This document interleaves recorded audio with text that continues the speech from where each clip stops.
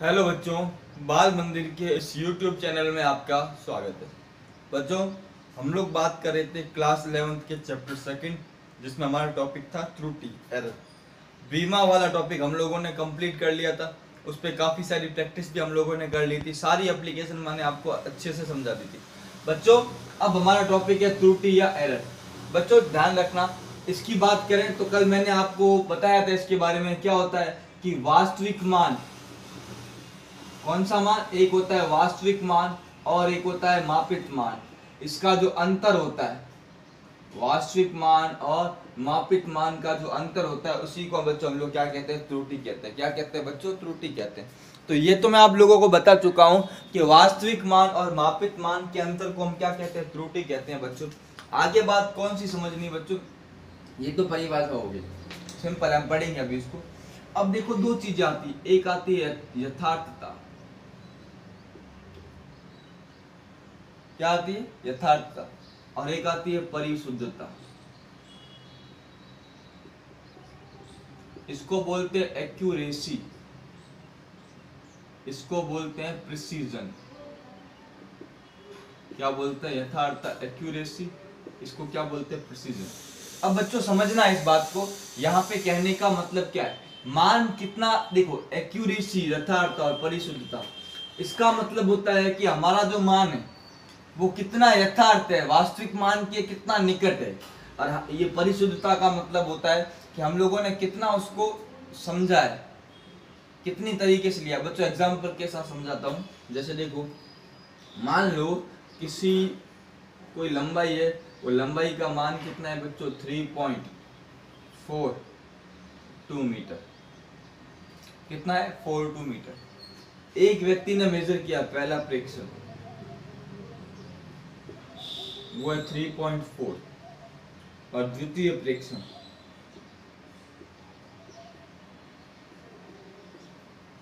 3.51। दो मान हमको दिए है बच्चों। अब हमें ये पता लगाना है बच्चों कि कौन सा मान यथार्थ है, कौन सा मान यथार्थ है और कौन सा मान क्या है, परिशुद्ध है। ध्यान रखना, कौन सा मान क्या है बच्चों, यथार्थ है, और कौन सा मान क्या है बच्चों, परिशुद्ध है। ध्यान रखना। तो ध्यान रखना कि यथार्थ का मतलब क्या होगा बच्चों, वास्तविक मान के जो निकट होगा, वास्तविक मान के जो निकट होगा, इसके निकट क्या होगा बच्चों, 3.4। क्या होगा, 3.4। तो ये मान कैसा होगा बच्चों, ये मान हो जाएगा यथार्थ। क्या हो जाएगा, यथार्थ। और परिशुद्ध मान का मतलब है, इसमें दशमलव के बाद कितने अंक है, 2, इसमें भी दशमलव के बाद कितने अंक है, 2। हमने उस सीमा तक, जो सीमा है लास्ट में 2 डिजिट है, उसके अकॉर्डिंग हम लोग चल रहे हैं। तो ये मान कितना होगा, ये मान हो जाएगा परिशुद्ध। परिशुद्ध का मतलब क्या होता है बच्चों, कि हम लोग उस रिजल्ट के कितना डेसिमल तक, कितना नजदीक गए हैं, उसी को हम लोग बच्चों क्या कहेंगे बच्चों, परिशुद्ध कहेंगे। क्या कहेंगे बच्चों, परिशुद्ध। ठीक है ना बच्चों। तो परिभाषा की हम बात करते हैं। परिभाषा क्या होगी, यथार्थता की और परिशुद्धता की। हम परिभाषा लिख लेते हैं बच्चों।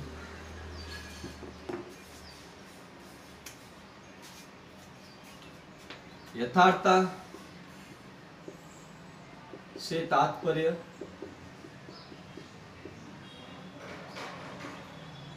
मापित मान व वास्तविक मान। मापित मान वास्तविक मान से, वास्तविक मान से कितना निकट है, कितना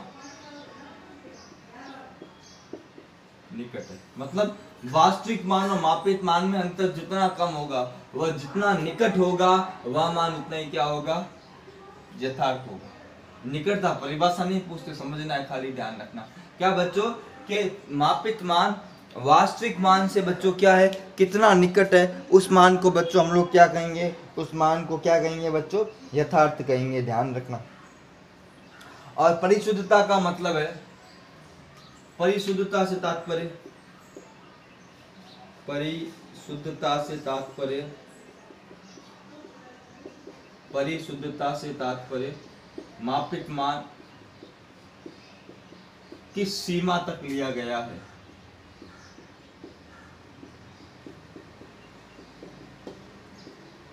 मतलब हमने वो कितना नजदीक हम उसके गए हैं, ध्यान रखना, उसी को हम कहते हैं। बच्चों उदाहरण लिख लेते हैं एक बार, ऊपर लिख लेता हूं। एक उदाहरण है, जैसे हमारे पास कोई लंबाई है 3.46 मीटर, फ्रैक्शन फर्स्ट, एक जने ने मापा लंबाई कितनी आई 3.4 मीटर, और एक ने मापा लंबाई कितनी आई बच्चों 3.553 मीटर, इसको 3.43 मीटर, ठीक है। तो आपको पता है कि फ्रैक्शन फर्स्ट क्या होगा, फ्रैक्शन फर्स्ट होगा बच्चों यथार्थ, प्रिसाइज, और ये कैसा होगा बच्चों परिशुद्ध मान। यथार्थता मतलब एक्यूरेसी, परिशुद्धता मतलब प्रिसीजन। किस प्रिसीजन तक गया हूं उसको हम लोग क्या कहते हैं, प्रिसाइजनेस कहते हैं, ध्यान रखना।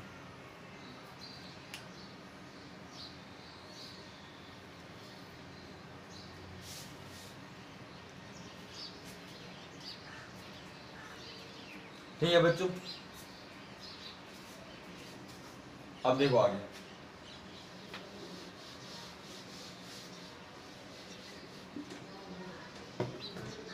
एक आता है बच्चों यंत्रों की परिशुद्धता।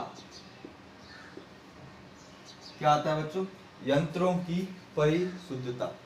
इसका तात्पर्य क्या है, इसका तात्पर्य है कि कोई भी यंत्र जो कम से कम माप पाएगा वो उतना ही क्या होगा, परिशुद्ध होगा। ध्यान रखना बच्चों, ध्यान रखना। जैसे मैं एक बात करूं, स्केल, जो सामान्य स्केल है, हम एक उपकरण पढ़ेंगे बच्चों वर्नियर कैलिपर्स, ये एक इंस्ट्रूमेंट है बच्चों जो लंबाई मापने के काम आता है। और एक और पढ़ेंगे बच्चों स्क्रू गेज। क्या पढ़ेंगे, स्क्रू गेज। बच्चों एक टर्म आता है उसको बोलते हैं लीस्ट काउंट, अल्पतमांक या लीस्ट काउंट। इसका मतलब होता है कोई उपकरण जो कम से कम कितना माप सके, किसी उपकरण या यंत्र के द्वारा मापा गया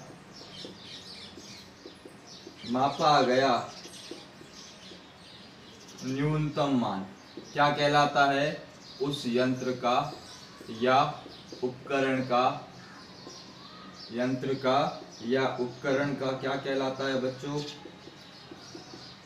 अल्पतमांक कहलाता है। क्या कहलाता है, अल्पतमांक। इसको हम कहते हैं बच्चों लीस्ट काउंट, एलसी। क्या कहते हैं, लीस्ट काउंट या एलसी। अब ध्यान रखना, हमारे पास 3 स्केल उपकरण है, एक है स्केल, एक है वर्नियर कैलिपर्स और एक है स्क्रू गेज।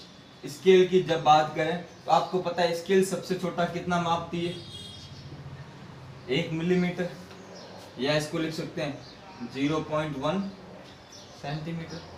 मिलीमीटर में कितने होते हैं, 10 होते हैं, तो इसको 1/10 सेंटीमीटर लिख सकते हैं, या 0.1 सेंटीमीटर। तो 1 मिलीमीटर बोलो या 0.1 सेंटीमीटर बोलो, एक ही बात है। अब क्या होता है, मान लो हमें कोई लंबाई मापनी हो, वो कितनी है 1.5 मिलीमीटर। कितनी है 1.5। पर आपको पता है कि स्केल तो 1 मापेगी या कितना मापेगी 2, कितना मापेगी, या तो कितना मापेगी बच्चों 1 या कितना मापेगी 2। पर हमें क्या मापना है, हमें मापना है 1.5। क्या मापना है बच्चों 1.5। तो हमारी स्केल काम नहीं आएगी, उसके लिए हम यूज करते हैं वर्नियर कैलिपर्स। यह क्या कहता है, मिलीमीटर का 10वां भाग। इसका लीस्ट काउंट क्या होता है बच्चों 1/10 मिलीमीटर, या इसको बोलेंगे 0.1 मिलीमीटर। सेंटीमीटर में चेंज करना है तो 1/100 सेंटीमीटर या 0.01 सेंटीमीटर। मतलब मिलीमीटर का अगर 10वां भाग मापना है तो कौन सा उपयोग करना पड़ेगा, वर्नियर कैलिपर्स। स्क्रू गेज, अगर मान लो मेरे को मापना हो 1.47 mm, मिलीमीटर का 100वां भाग, तब हम क्या यूज करेंगे, स्क्रू गेज। क्या होता है 1/100 मिलीमीटर। क्या होता है बच्चों 1/100 मिलीमीटर या 0.01 मिलीमीटर और 1/1000 सेंटीमीटर 0.001 सेंटीमीटर। अब मुझे आप लोग बताओ बच्चों, ये 3 है, इसमें से कौन सबसे ज्यादा प्रिसाइज है? दशमलव के बाद कौन ज्यादा जा रहा है? Screw gauge. तो ध्यान रखना स्क्रू गेज की परिशुद्धता क्या है?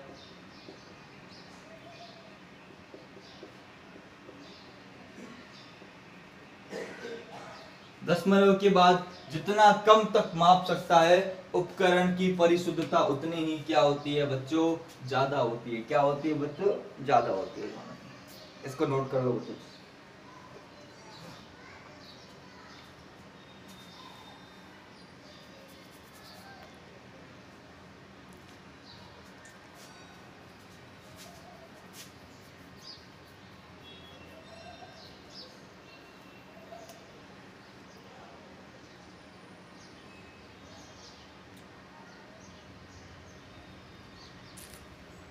आगे हम बात करते हैं बच्चों, समझ में आ गया होगा आई थिंक, और डिटेल में आगे बताऊंगा इसको।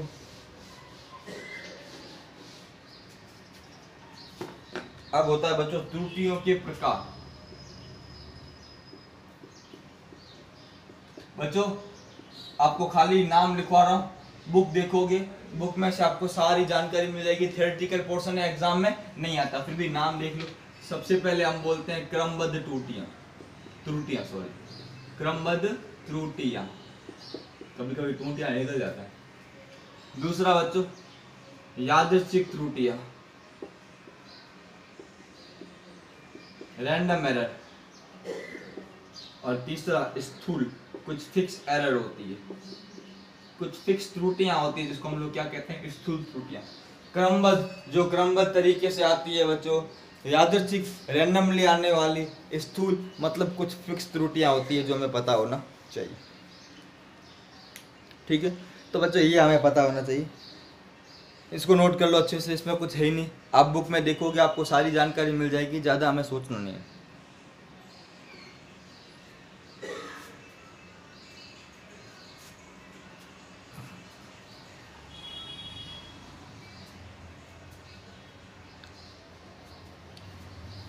ठीक है बच्चों, अब जो आ रहा है सबसे इंपॉर्टेंट टॉपिक, जिसमें से आपको सवाल पक्का मिलेगा बच्चों, वेरी वेरी इंपॉर्टेंट टॉपिक।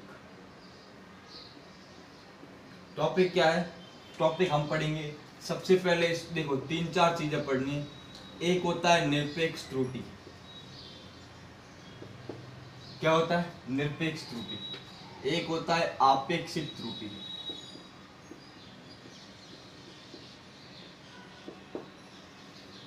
और बच्चों एक होता है प्रतिशत त्रुटि। तीनों चीजें पढ़नी, इसको बोलते हैं एब्सोल्यूट एरर।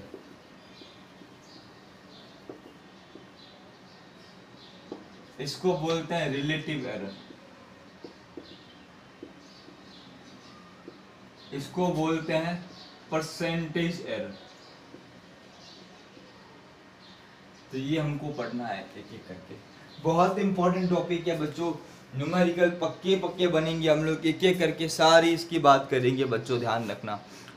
निरपेक्ष त्रुटि, आपेक्षिक त्रुटि और बच्चों प्रतिशत त्रुटि, इन सब की हम लोग बात करेंगे, ध्यान रखना। एक एक करके सबकी हम बात करेंगे, हमें इसको निकालना पड़ेगा एक एक करके, ध्यान रखना। एक एक करके इसको समझेंगे। तो पहले हम बात करते हैं निरपेक्ष त्रुटि। कौन सी त्रुटि बच्चों? निरपेक्ष।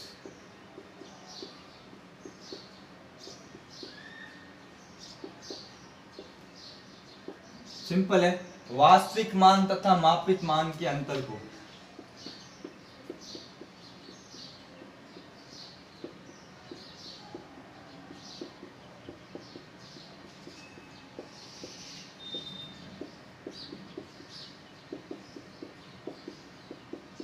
क्या कहते हैं बच्चों?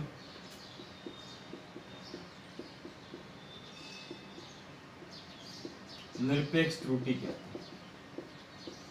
क्या कहते हैं? निरपेक्ष त्रुटि। अब बच्चों ध्यान रखना, जितने प्रेक्षण होंगे उतनी ही निरपेक्ष त्रुटि होगी। माना किसी प्रयोग के n प्रेक्षण, समझना बच्चों, n प्रेक्षण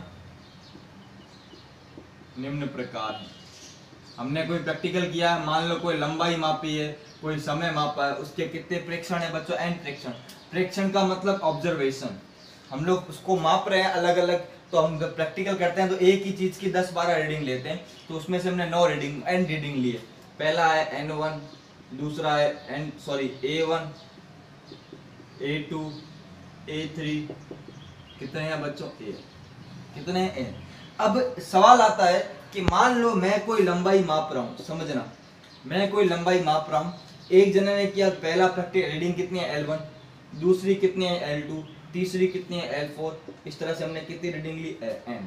4, 5, 6, 7, 8, 9, 10, कितनी भी रीडिंग ले सकते हैं। क्या कर सकते हैं बच्चों? कितनी भी रीडिंग ले सकते हैं। और मैंने कितनी रीडिंग ली बच्चों? n रीडिंग ली। समझो, प्रैक्टिकल का मतलब क्या होता है बच्चों? प्रयोग कर रहे हैं तो हम एक नहीं बहुत सारी रीडिंग लेते हैं, क्योंकि छोटी मोटी त्रुटियां आती रहती हैं। अब मुझे बताओ, इसमें से वास्तविक मान कौन सा होगा?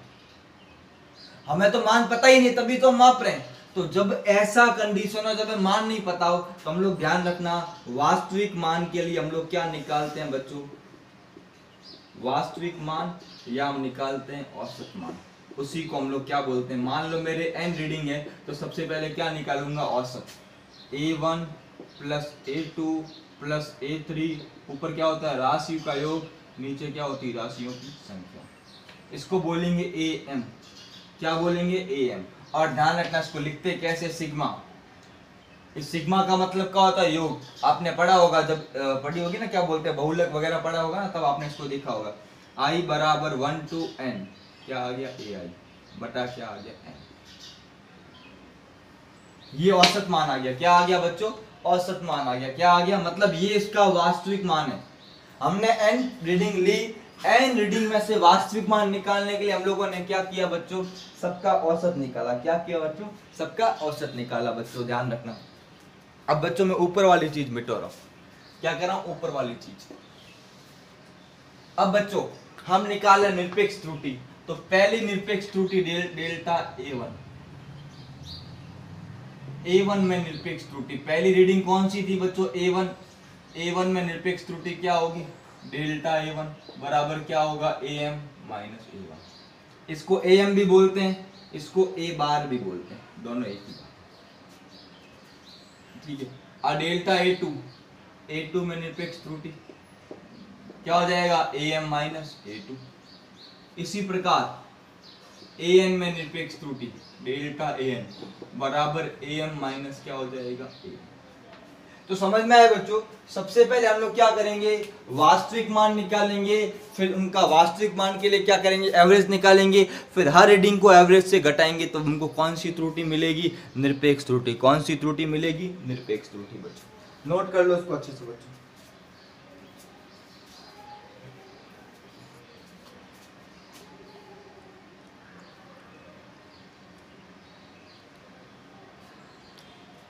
बच्चों हमने केवल शुरुआत की है इसकी, पूरा टॉपिक कराऊंगा अगले लेक्चर में विद एग्जांपल, और इसके मैं 4-5 एग्जांपल करवाऊंगा। कितने एग्जांपल? 5, 4, 5। फिर हम बात करेंगे त्रुटियों में संयोजन। त्रुटियों में संयोजन, जोड़ने पे त्रुटि, घटाने पे त्रुटि, गुणा भाग करने पे त्रुटि, तो ये सारी हम बात करेंगे बच्चों अगले लेक्चर में। आज के लिए इतना ही। चैनल को ज़्यादा से ज़्यादा सब्सक्राइब करें, वीडियो को ज़्यादा से ज़्यादा शेयर करें, लाइक करें, कमेंट तो नहीं होगा बच्चों। थैंक यू सो मच बच्चों।